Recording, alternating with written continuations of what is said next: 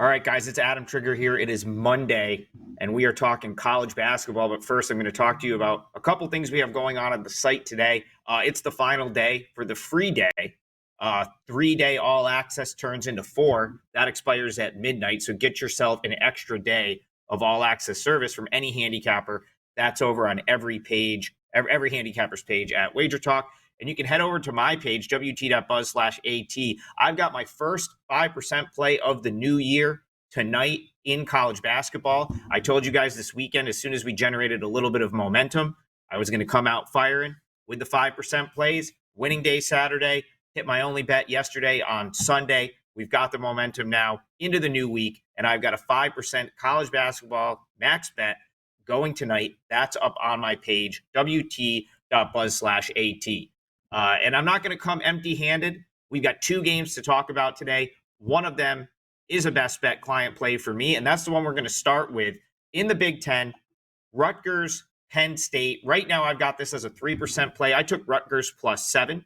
I may add the extra unit, so it's going to be in the 3 to 4% range. And if you've been following along, if you've been watching the WagerTalk College Basketball Show and my show On the Clock for the last couple weeks, I've sort of teased this spot, or I guess a bet on Rutgers. You can go all the way back to the to right after the Indiana game when Dylan Harper was held out with illness. They lost that game. I said, coming up, Rutgers has a few home games. We're going to want to jump in with this team.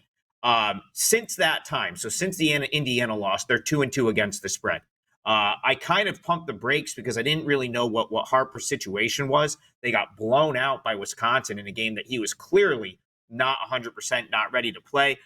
They looked equally bad against Purdue, but we're finally starting to see what I kind of teased, what I thought might happen. They beat UCLA, beat Nebraska, and now I think it's time to buy Rutgers. And I'll explain sort of why this spot makes sense. So you had to have Dylan Harper 100%. That's the thing. This is a different Rutgers team than your typical Steve Pikiell teams. They had to. Pikiell had to sort of, in my opinion, accommodate the 2 lottery picks. So, this is not your typical Steve Pikiell, like, defense tough as nails roster. It's different. It's 2 lottery picks and then trying, and Dylan Harper and Ace Bailey, and then trying to, like, fill guys around them that can play roles to really sort of complement what they're doing. So, in hindsight, this team being a top 25 team at the beginning of the season was probably incorrect, because really it's a very much a work in progress with 2 elite college basketball players that will go, in the top sort of 10 picks in the next NBA draft. But now we're, however many games in the season, 20 games into the season, Rutgers is starting to figure it out. The defense has gotten better. They're up to, now being a top 75 defensive team. In years past, you've had to be like top 20 to be really good Rutgers, because they haven't had the offensive players.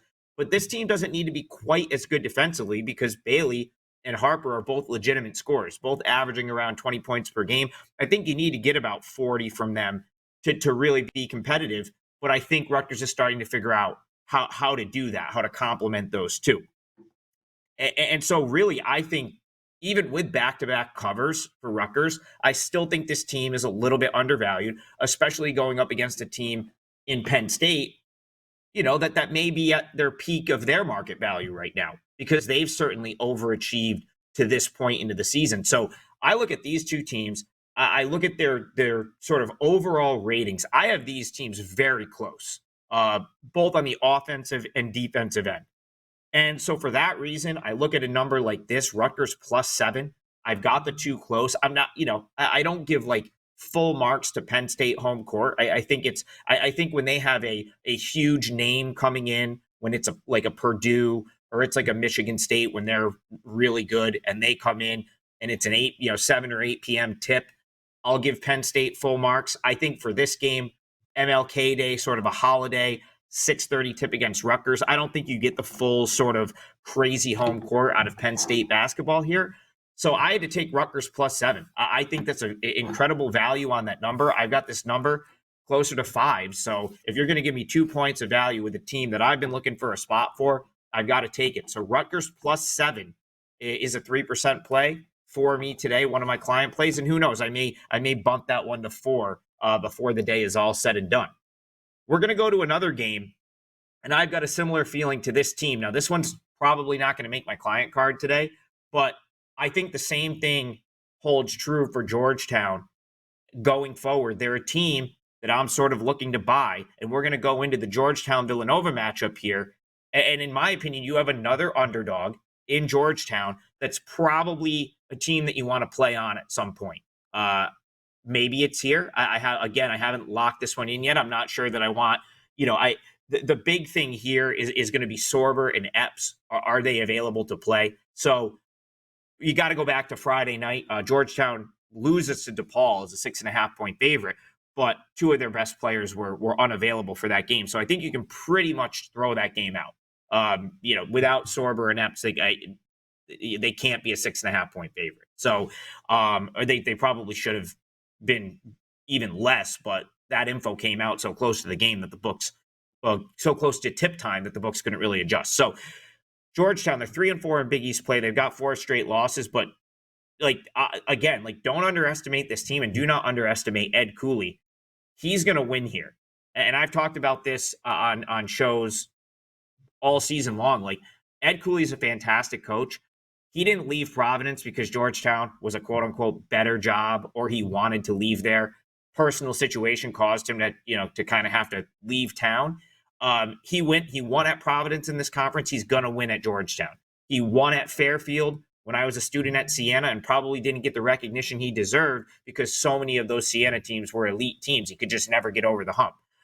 Bottom line is, Georgetown basketball will be back sooner than later. It will be back because of Ed Cooley, and you can already start to see it in their results. The 3-0 start in conference play, and again, I think with Sorber and Epps available, they probably snap that 3-game losing streak on Friday. So now, if they are available for this game, it creates a great buy low spot for Georgetown. They're coming off 4 straight losses, but they're 2-2 against the spread in that time. And I think the way you want to bet Georgetown is look for them as an underdog. The 2 covers in that run, the Marquette game, and then they covered another number as a big dog. That's where you want to bet on Georgetown. That's what you're getting with Georgetown here as a 9.5-point underdog against Villanova. Listen, Villanova, the offense has been clicking. They're now top 20 offense in the country. It's a far cry from the team that we saw lose to Columbia and St. Joe's back in November. But I don't know that I'm ready to swing the pendulum all the way in the other direction with Villanova, which is sort of what it feels like the bookmakers have done here with this number. So you got to know the status of Sorber and Epps. You need at least one of those guys back tonight. But if you get at least one back, and I would want Sorber back specifically, I think Georgetown is a pretty live underdog to at least cover the 9.5 against Villanova. So lean toward Georgetown for me, obviously pending some lineup information. But I did play Rutgers. +7 is a 3% play. Head on over to WagerTalk. Check out that 3-day special. That's good for all handicappers. Last day for that. I have my first 5% play of 2025 going for 3 straight winning days in a row. Please like and subscribe to the WagerTalk YouTube channel so we can continue to bring you these free pick videos all season long. Hope everyone cashes their tickets, has a great holiday, and we'll see you guys tomorrow.